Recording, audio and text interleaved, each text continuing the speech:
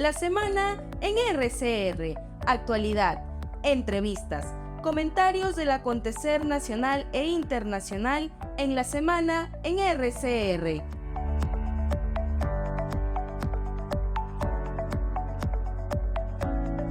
Presentamos hasta ahora al doctor Jero Ecú García, médico especialista en política de salud pública, analista en temas políticos, comentarista en el portal de opinión El Motonero. Qué gusto saludarlo, doctor Jero Ecú.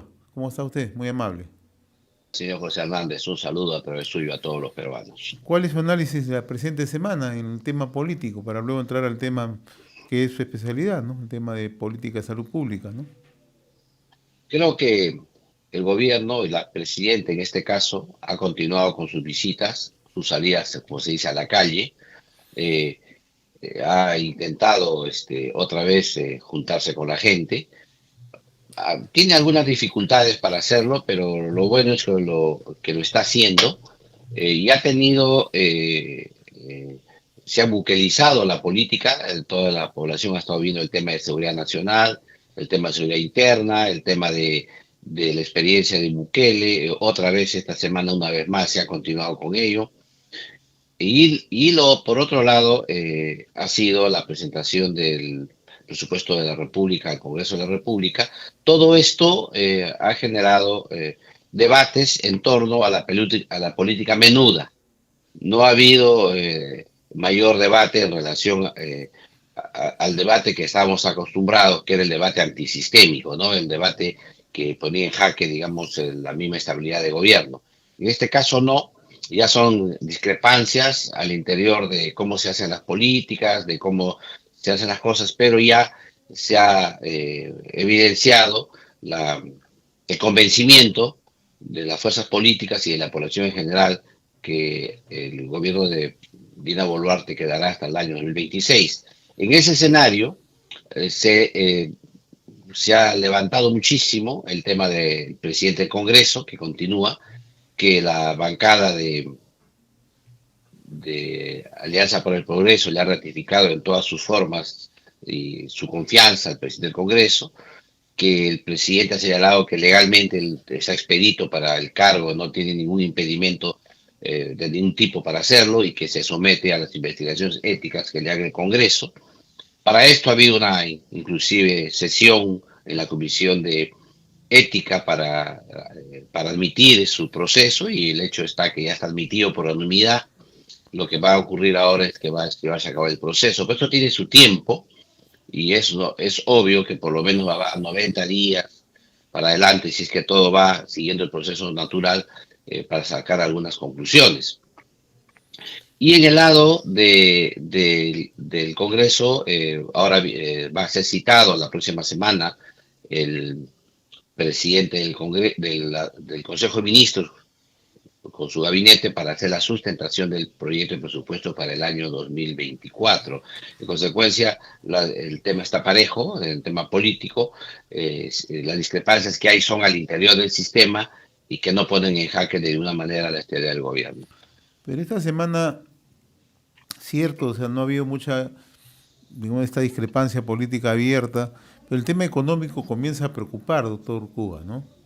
Las proyecciones macroeconómicas de una u otra manera no son las mejores, ¿no? Hay una caída en el plano de la inversión privada, ¿no? Y aquí hay que poner en relieve dos temas, ¿no? Uno, que si tenemos bajo crecimiento, difícilmente vamos a poder atacar pobreza y pobreza extrema. Y lo otro, generación de empleo, ¿no? Que tanto se requiere, ¿no? Ese es un tema central, ¿no? Sí, esto en el tema económico, como usted bien señala, hay algún aspecto adicional. Si usted mira nomás en las cifras macroeconómicas del presupuesto público, usted se va a dar cuenta que tenemos un alto endeudamiento externo para poder equilibrar nuestro La presupuesto pregunta es público. cómo sorteamos eso, ¿no? Y el Perú tiene, como se dice, buen respaldo financiero, y por lo tanto es posible obtener financiamiento externo con muy buenas condiciones. Pero esto ya lo venimos haciendo en los últimos años, y esto es una continuación de este proceso de endeudamiento progresivo. Y adicionalmente a esto, todavía sin generar mayores ingresos, como usted lo ha señalado bien, sin generar una inversión alta en el sector privado, entonces lo que se genera es que estos recursos de endeudamiento sirvan para pagar gasto corriente. Y este es un tema fundamental que debe ser resuelto por el gobierno. O sea, ellos, está bien hacer endeudamiento, pero para cubrir gastos de inversión o para crecer. Pero ya para hacer gasto corriente significa que el aparato del Estado ya no corresponde a lo que el Perú produce. Y este es un tema que va a requerir mucha agudeza económica para resolver. Es una contradicción muy complicada que puede poner en riesgo el futuro del país. Pero el segundo aspecto que se tiene que señalar es que ha crecido la economía informal. La economía informal ha dado más empleo, pero como todos sabemos son empleos precarios que no aportan sustancialmente a las arcas fiscales.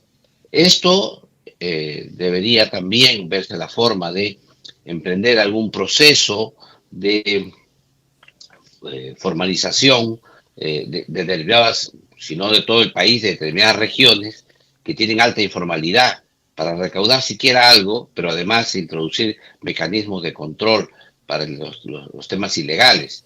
Y en este caso, por ejemplo, hablamos de zonas del sur como Puno, ¿no?, que deberían tener sistemas ágiles y tributarios especiales, etcétera, con la finalidad de poder incorporar una mayor población al sistema formal en estas circunstancias. Pero también habría que pensar en general el sistema a nivel nacional, porque necesitamos promover la inversión rápidamente, sobre todo la privada, la formal, pero también tenemos que formalizar a aquellos que no lo están. Y por otro lado, hay que señalar que realmente, lo que la economía formal no ha crecido, no aporta, lo que está creciendo es la economía informal. Esa es la realidad. Eso tiene que encontrarse una solución, no para detener el crecimiento del informal, sino para formalizar a los informales para que pasen para que ya haya un mayor crecimiento en el lado formal. Y el otro tema que creo que tiene que ver con esto también es que esta alta informalidad genera también el tema de seguridad ciudadana. Hemos visto cómo hay chantaje, sicariato y todo ello ligado precisamente a los pequeños empresarios, que son los que finalmente han puesto en agenda el tema de la seguridad ciudadana. Ahí no vemos en estos casos grandes empresarios, sino lo que vemos son pequeños empresarios o informales, emprendedores, que son los que son víctimas de este tipo de violencia. Todos estamos sujetos a ello, pero hablo el énfasis en el cual ocurre, digamos, en estos segmentos. Por otro lado, entonces, esto ha generado este nivel de inseguridad que estamos sujetos, que el plan y la discusión política sea dado la consecuencia, digamos, de todo esto. Imagínese usted, hemos visto esta semana muertes en el norte, en Patás, ¿no?, en una minería, donde está la minería informal. Entonces, todo eso está ligado precisamente a la informalidad. Por eso es que haría bien el gobierno, el Ministerio de Economía y Finanzas, en enfocarse en cómo intervenir ahí con bastante cautela, con cuidado, de no destruir, digamos, el crecimiento que ellos tienen. Ahí viene también el siguiente tema, ¿no? Usted acaba de hacer una enumeración de el tema que está ligado a la seguridad ciudadana o a la inseguridad ciudadana, ¿no?, que los riesgos que a diario está sometido la población. El gobierno acaba de anunciar, primero el presidente del Consejo de Ministros, Alberto Tarola, que tenemos un plan para combatir la inseguridad ciudadana, y acto seguido el ministro de Economía ha dicho que se está lanzando el plan con punche de seguridad, con presupuesto incluido. Aquí la pregunta es, si estamos en condiciones de tener ese plan, hay muchos dudan que tenemos el plan, es simplemente un anuncio, y lo otro es los riesgos a que estamos sometidos. Usted acaba de decir, la gente ya no quiere invertir, ¿por qué? Porque hay extorsiones, hay temores, etcétera. Y un país inseguro difícilmente capta inversiones, por más pequeñas que éstas sean. Sí, aquí hay dos aspectos, ¿no? Primero, que el gobierno ha solicitado facultades legislativas. Si uno mira esto en el contexto de la realidad actual del debate sobre el tema de la seguridad ciudadana, le van a dar las facultades legislativas, es imposible que se la nieguen. ¿Por qué? Porque negarle sería pues continuar con lo que está. O sea, ahí lo que va a ocurrir es que el Congreso le va a dar las facultades. El segundo aspecto es cómo se las va a dar, qué le va a acotar, y ahí es el debate, porque finalmente hay que ver cómo piensa enfrentar el tema el gobierno, y para esto va a haber probablemente amplias discusiones en el Congreso de la República para poder acotar bien esa norma. Pero el tercer aspecto es que lo que se ha dado, y en esto hay que ser realistas, son las líneas generales, porque los detalles de esto no se pueden entregar en estos momentos, porque eso va a requerir probablemente inclusive sesiones secretas en el Congreso de la República, porque como es natural, cuando se trata de estos temas de seguridad, hay algunos aspectos muy generales que se conocen, pero otros que no deberían conocerse, porque si no se pone en riesgo la propia operación. Por eso es que creo que al final aquí vamos a tener un gran debate al interior del Congreso de la República para ver la naturaleza de cómo va a ser este enfrentamiento. Por eso es que era mala idea motejar al plan de Bukele, porque claro, si tú pones un plan Bukele, lo que dices claramente es que vas a copiar algunos aspectos o líneas generales o maestras del plan Bukele. Por eso es que la corrección tardía, pero eso inoportuna, pero hecha finalmente, es que este va a ser un plan, como dijo el premier Boluarte, y ahora con punche seguridad. Sea como sea, esta semana, y probablemente deba concluir, aunque tiene la interferencia de la ley de presupuesto de la República, eso va a ser una interferencia en la exposición de los ministros, probablemente la otra, la subsiguiente, vamos a estar asistiendo al debate del otorgamiento de las facultades al Ejecutivo. Y luego vendrán los decretos legislativos correspondientes, y ahí sí recién veremos en su plenitud la estrategia que se aplique. Porque hay que decir verdad, no tenemos otra alternativa. Tenemos un solo gobierno y un solo ministro del Interior, y que esto va a tener que aplicarse, y esperamos que lo haga de la mejor manera. No tenemos otra alternativa. Tenemos que poner, como se dice, todos los huevos en la misma canasta. No hay forma. Lo que sí tenemos que pedir a los congresistas es que debatan con altura, con mesura, que no politicen el tema, que se den cuenta que son los miles de emprendedores en el Perú que están en riesgo, y detrás de ellos estamos rompiendo cadenas productivas que finalmente están llevando retraso al país. Finalmente, doctor Cuba, nos quedan 3 minutos. Coméntenos acerca de su reciente artículo, Presupuesto 2024, el primer nivel de atención de salud. Mire, todos los últimos ministros han reiterado que quieren fortalecer el primer nivel de atención. Y como es natural, esta propuesta cala hondo en la población, porque eso es realmente lo que espera, que el establecimiento de salud cercano a su casa tenga lo necesario para resolver sus problemas de salud. Esto, como es natural, tiene que estar alineado con la ley de presupuesto. ¿Por qué? Porque si nosotros seguimos invirtiendo más dinero en la parte curativa, es obvio que en esta parte del primer nivel de atención no va a haber los dineros suficientes para mejorar la capacidad de solución de los problemas de la gente. Entonces, la discusión es cómo ha sido históricamente. Lo que hace el artículo es que yo señalo que para el primer nivel de atención solo se ha otorgado el 12% del presupuesto público para ese nivel, donde están más de 8.700 establecimientos de salud. Y el resto, el 88% del presupuesto, se ha ido siempre a la respuesta hospitalaria. Ahora, claro, uno dirá, esto es complicado porque deberíamos pasar todo el dinero al primer nivel de atención, pero precisamente como no tenemos prevención en el Perú ni detección precoz de las enfermedades, hace que, por ejemplo, el cáncer lo detectemos de modo tardío, en lugar de captarlo tempranamente, donde es una pequeña cirugía o una cirugía y se cura por completo, por decir, o un tratamiento eficaz y se cura por completo. Dejamos que el cáncer avance y encontramos estadios 4, tercero, cuarto, que ya son los últimos, y donde ya interviene la quimioterapia, los tratamientos muy especializados de alto costo, y eso nos eleva enormemente el gasto en salud. Y así con otras enfermedades, la tuberculosis nos ocurre lo mismo, ¿no?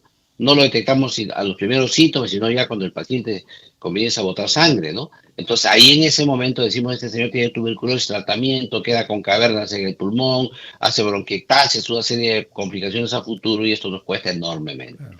Sin embargo, esto es como cuando usted tiene un carro nuevo y usted no tiene plata para pagar los mantenimientos cada mes. Como usted no paga los mantenimientos, cuando usted lleva el carro los 30.000 kilómetros, le dicen que usted requiere reparación motor. Y ahí tiene usted que gastar, no tiene otra alternativa. Entonces aquí necesitamos ir progresivamente incrementando el presupuesto para el primer nivel de atención, ¿no? Poco a poco, y ir de alguna manera haciendo un trasvase de recursos, de alguna manera, de los establecimientos mayores, de tal manera que podamos hacer detección precoz de las enfermedades en el primer nivel, demos los tratamientos en ese primer nivel con costos más económicos y progresivamente avancemos al otro. No es fácil pasar de una medicina basada en la recuperación a pasar a una medicina basada en la medicina preventiva y en la promoción de la salud. Esto es complicado, no es rápido. Los países que lo han hecho con tiempo, que toman 10, 15 años, pero alguien tiene que empezar. Entonces, cuando nosotros decimos que ahora el presupuesto debe ir a ajustarse, no significa que hay que quitarle a uno para darle al otro, sino que debe irse incrementando progresivamente este presupuesto de tal manera que en el mediano plazo, 5 o 7 años, podamos tener ya un presupuesto satisfactorio para el primer nivel de atención. Eso significa, además, un trasvase en el propio sector salud. No estamos hablando de incremento presupuestal, ¿no es cierto? Porque va a ser imposible poder incrementar a ambos sectores porque además sería innecesario. Si es un trasvase progresivo, desde pasar de una medicina basada en el hospital a pasar a una medicina basada en un establecimiento de salud de primer nivel de atención. No es que van a desaparecer uno de los dos, sino que es el énfasis en que da esa inversión para poder dar la atención a la población. Finalmente, ¿qué quiere la gente? La gente quiere tener a su médico cercano, a su endocrinólogo cerca a su casa, a su cardiólogo cerca a su casa, al pediatra de sus hijos cerca a su casa, etcétera. Y esto son establecimientos de salud de primer nivel que sí se pueden hacer. Las experiencias internacionales nos indican que eso es lo que quiere. Experiencias en el Perú como estas tenemos interesantísimas. Y una de ellas, por ejemplo, fue cuando se hizo la experiencia de los hospitales de la solidaridad, donde se colocaron a los especialistas en carpas, cerca de la casa de la gente, y se llenaban. Eso es lo que la gente quiere. Eso es lo que tenemos que hacer en modo formal, adecuado, ya sin carpas, ¿no?